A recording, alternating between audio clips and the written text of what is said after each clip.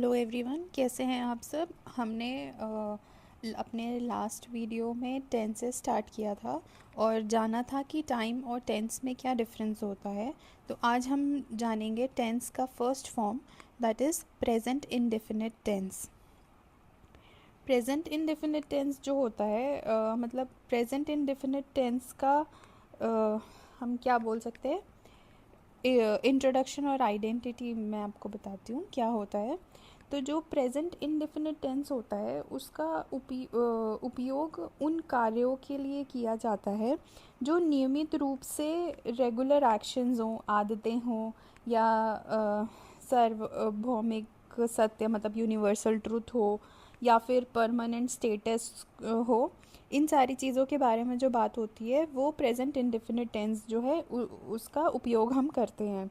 जैसे इस काल में यह स्पष्ट नहीं होता है, मतलब प्रेजेंट इंडेफिनिट टेंस में यह स्पष्ट नहीं होता है कि कार्य पूरा हो चुका है, जो काम है वो पूरा हुआ है या नहीं हुआ है या अभी तक चल रहा है।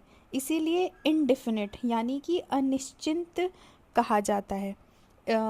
इनडेफिनिट को हिंदी में कहते हैं अनिश्चित।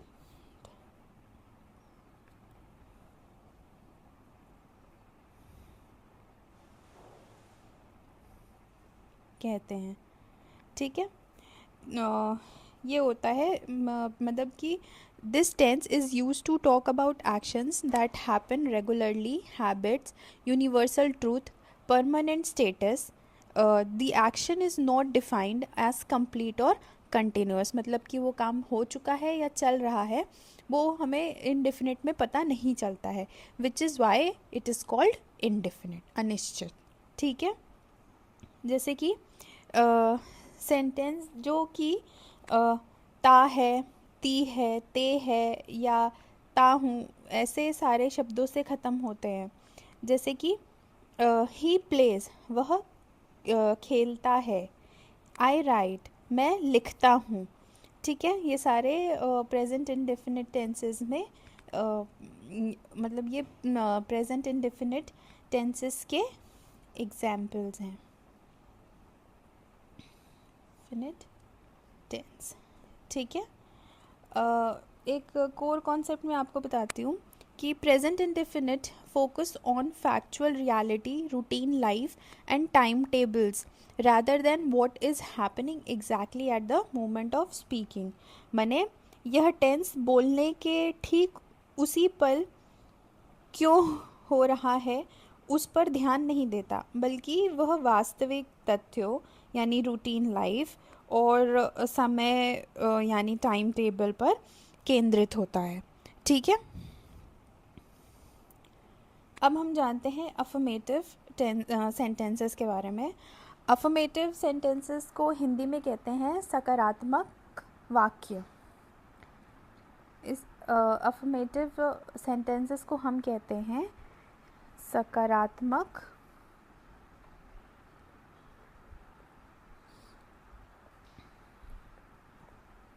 वाक्य। ठीक है।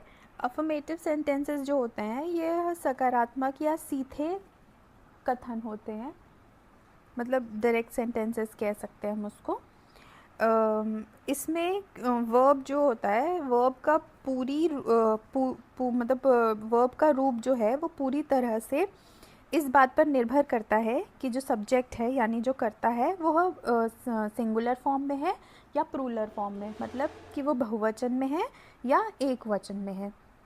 जैसे affirmative sentences are positive statements. The rule depends completely on whether the subject is singular or plural form। ठीक है।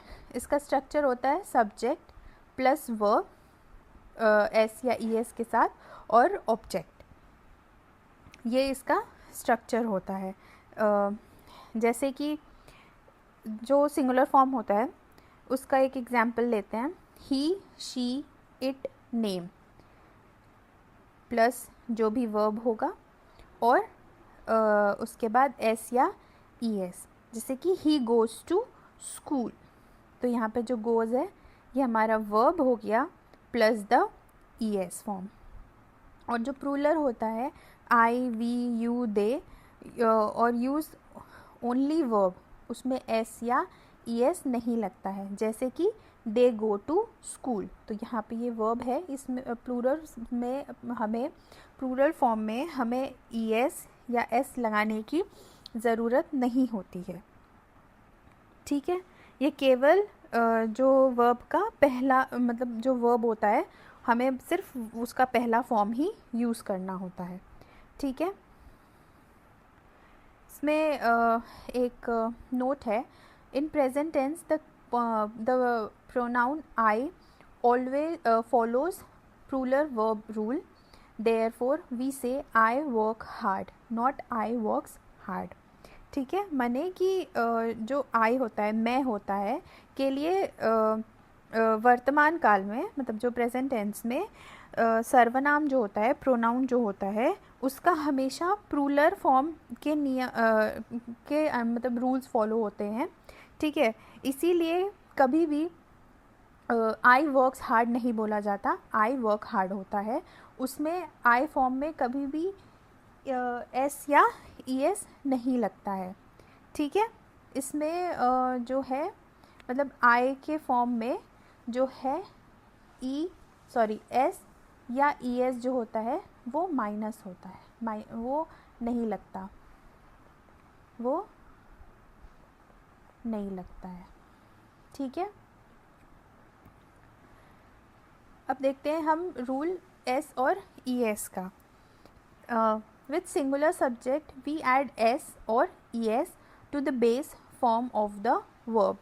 ठीक है, जो सिंगुलर वर्ड्स होते हैं हम एस और ई एस का यूज़ जो है वो हमेशा सिंगुलर फॉर्म में करते हैं, सिंगुलर सब्जेक्ट में करते हैं, यानी कि एक वचन वाले जो कर्ता होते हैं, जो सब्जेक्ट्स होते हैं उसमें करते हैं।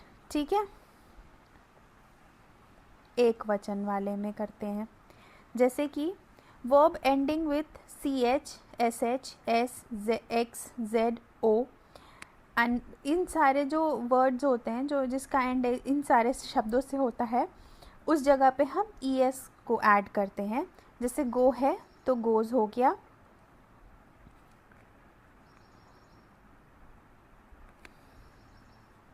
ठीक है।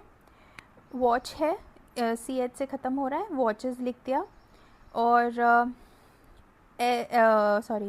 एस एच है तो ई एस लिख दिया, एक्स है तो ई एस लिख दिया।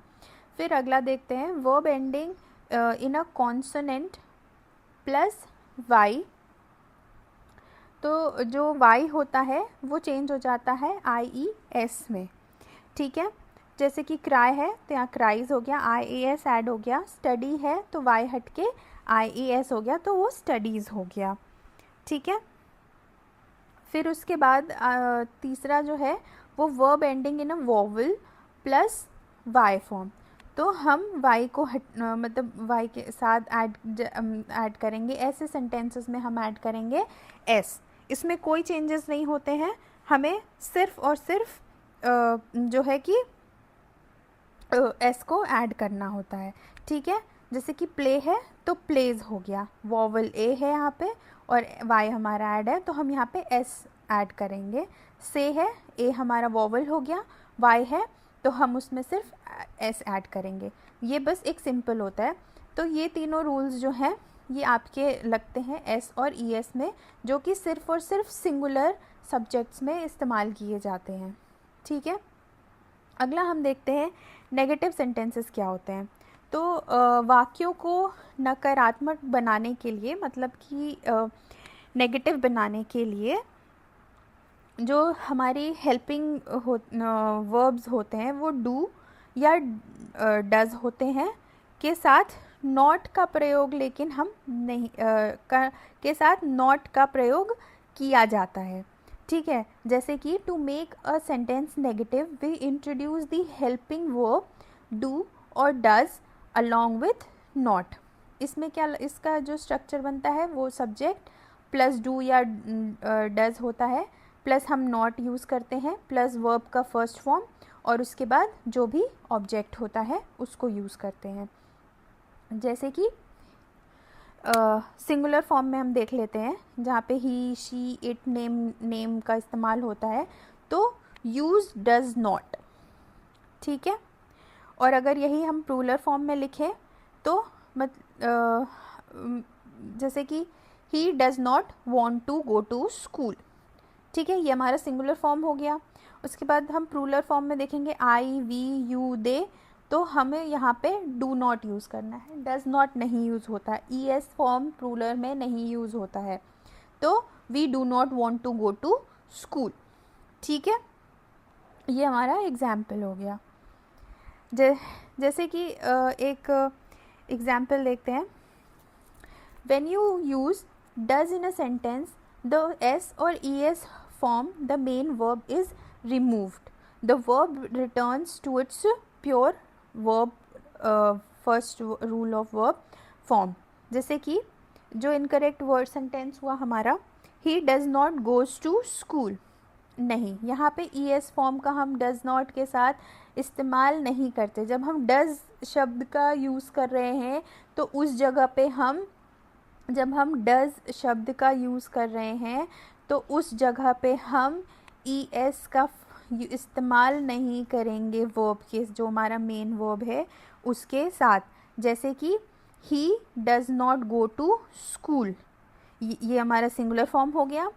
और प्लूरल फॉर्म में देखें तो they do not go to school, ठीक है, ये हमारा हो गया सिंगुलर फॉर्म में। और ये हमारा सेंटेंस हो गया प्लूरल फॉर्म में। ये आप याद रखना, ये एक इम्पोर्टेंट बात है। फिर हम देखते हैं इंटेरोगेटिव सेंटेंसेस क्या होते हैं। इंटेरोगेटिव सेंटेंसेस मतलब प्रश्नवाचक वाले जो सेंटेंसेस होते हैं, क्वेश्चन मार्क वाले जो सेंटेंसेस होते हैं, तो इसमें क्या है कि ये ऐसे प्रश्न होते हैं जिनका उत्तर सीधे हाँ या ना में दिया जाता है, ठीक है, येस और नो में दिया जा सकता है। ये हमेशा सहायक क्रिया यानी डू और डज से शुरू होता है, ठीक है। The type 1 interrogative sentences are closed-ended questions. They can be answered with a simple yes or no. हाँ, these sentences always start with the helping verb. ठीक, तो आप हमेशा ध्यान रखना कि जो इंटेरोगेटिव सेंटेंसेस के टाइप 1 टाइप के जो सेंटेंसेस होते हैं उसमें जो है वो हमेशा जो सेंटेंस होता है वो डू या डस से शुरू होता है, प्लस सब्जेक्ट आता है, प्लस वर्ब का फर्स्ट फॉर्म और प्लस ऑब्जेक्ट आता है, फिर क्वेश्चन मार्क आता है। जैसे कि डज ही प्ले क्रिकेट, इसका जवाब हम दे सकते हैं येस, ही डज, या नो ही डजंट, ठीक है। डू दे स्टडी इंग्लिश, हम इसका जवाब दे सकते हैं yes he does, no he doesn't, ऐसे। Does Sahil ma'am teachers grammar, yes no, वैसे, ठीक है। जो नेगेटिव इंटेरोगेटिव फॉर्म होता है उसमें उसका जो स्ट्रक्चर बनता है वो डू और डज, जैसे कि यहाँ पे है subject plus not plus verb का फर्स्ट फॉर्म और ऑब्जेक्ट, ठीक है। फिर हम आते हैं इंटेरोगेटिव सेंटेंसेस टाइप 2 पे। हाँ, ये ऐसे प्रश्न होते हैं जिनमें पूरी जानकारी देनी होती है, मतलब फुल इन्फॉर्मेशन देना होता है, उसमें येस और नो काम नहीं करता। और ये WH शब्द जो होते हैं जैसे कि what, why, where, when, how, who से शुरू होता है, ठीक है। जो टाइप 2 के इंटरोगेटिव सेंटेंसेस होते हैं वो ओपन एंडेड क्वेश्चंस होते हैं दैट रिक्वायर्स इन्फॉर्मेशन। येस और नो का काम यहाँ पे नहीं होता है, येस और नो का कोई भी रिक्वायरमेंट नहीं होता है, ठीक है, no requirement. They begin with WH questions, मतलब उनका स्टार्टिंग होता है WH वाले शब्दों से, जैसे what, why, where, when, how, who. हाँ, और इसका जो स्ट्रक्चर बनता है वो बनता है WH वाले वर्ड्स, मतलब ये ऐसे वर्ड्स से शुरू होता है, प्लस डू और डज लगता है, प्लस जो भी सब्जेक्ट है वर्ब का पहला फॉर्म और ऑब्जेक्ट लगता है।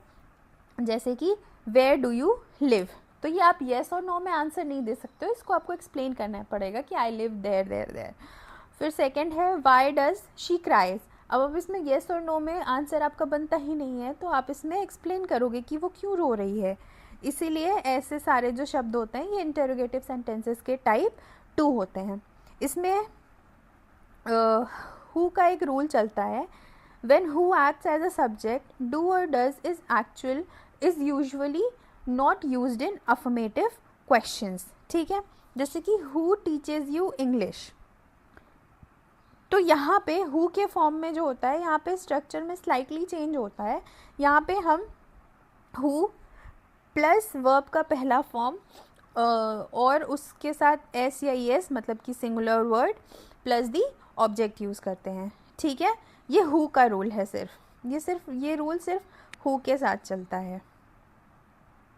अब हम देखते हैं एडवांस्ड यूजेस, मतलब जो भी कुछ एग्ज़ाम लेवल में आते हैं वो देखते हैं। ठीक है, जो कॉम्पिटिटिव एग्ज़ाम होते हैं उसमें टेंसेस से जुड़े कुछ क्वेश्चंस आते हैं, परफेक्ट इंडेफिनिट टेंसेस से, तो वो देखते हैं। जैसे कि एक यूनिवर्सल और साइंटिफिक ट्रूथ। ठीक है, ऐसे जो तथ्य होते हैं जो कभी नहीं बदलते, वो हमेशा इसी टेंस में लिखे जाते हैं। Permanent facts that never change, use this tense. Perfect indefinite tense. The sun rises in the east, ये यूनिवर्सल ट्रूथ है, you can not change it, so always write in present indefinite tense, use of ES। Water boils at 100 degree Celsius, ये scientific truth है, S है, you can not change this. ठीक है, ये कुछ exam में को पूछे गए क्वेश्चंस होते हैं, ऐसे क्वेश्चंस आते हैं। फिर आता है fixed future timetables, official schedules, plans और transport timing use perfect indefinite even for future time. जैसे कि आधिकारिक कार्यक्रम हो गया या योजनाएं हो गई, थॉट्स हो गए, प्लान्स हो गए। ठीक है, या फिर आपका ट्रांसपोर्टेशन हो गया, इन सारे समय में भले ही भविष्य के हों, मतलब फ्यूचर के हों, लेकिन हमें हमेशा प्रेजेंट इंडेफिनिट का इस्तेमाल करना चाहिए। जैसे कि for example the train leaves at 5 AM tomorrow, हाँ ES का इस्तेमाल किया। Our exam start next Monday. ठीक, ये यहाँ पे हम ये फिक्स्ड है कि हमारी जो परीक्षा है वो मंडे से शुरू हो रही है, तो यहाँ पे हम प्रेजेंट इंडेफिनिट का इस्तेमाल करेंगे। फिर एक आता है habitual actions with time adverbs, मतलब कि समय सूचक एडवर्ब्स, क्रिया विशेषण। ठीक है, जैसे कुछ वर्ड्स हैं always, never, seldom, often, usually, every day, rarely indicate this tense. अगर ऐसे कुछ वर्ड्स हैं तो हमें जो है कि परफेक्ट इंडेफिनिट का इस्तेमाल करना चाहिए। वाक्य में हमेशा, कभी नहीं, अक्सर जैसे शब्द always, never, seldom, often, usually जो सारे वर्ड्स हैं होने पर इसी टेंस का यूज़ करें। जैसे कि बार्किंग डॉग्स सेल्डम बाइट। ठीक है, ये एक आइडम हो गया। She always speaks the truth, तो ऐसे जो शब्द होते हैं, अगर ऐसे शब्द हैं तो वहाँ पे परफेक्ट इंडेफिनिट का इस्तेमाल हमें करना चाहिए। ठीक है, आई होप आपको परफेक्ट इंडेफिनिट समझ में आया होगा।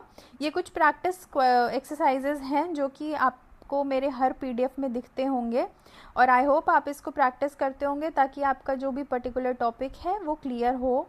और अगर आपको कोई भी डाउट या कोई भी क्वेरी है तो प्लीज़ आप कमेंट डाउन बिलो करके मुझसे पूछ सकते हैं। I will try to help you. I hope आपको ये टॉपिक समझ में आया होगा। So thank you so much for today. Please like, share and subscribe to my channel.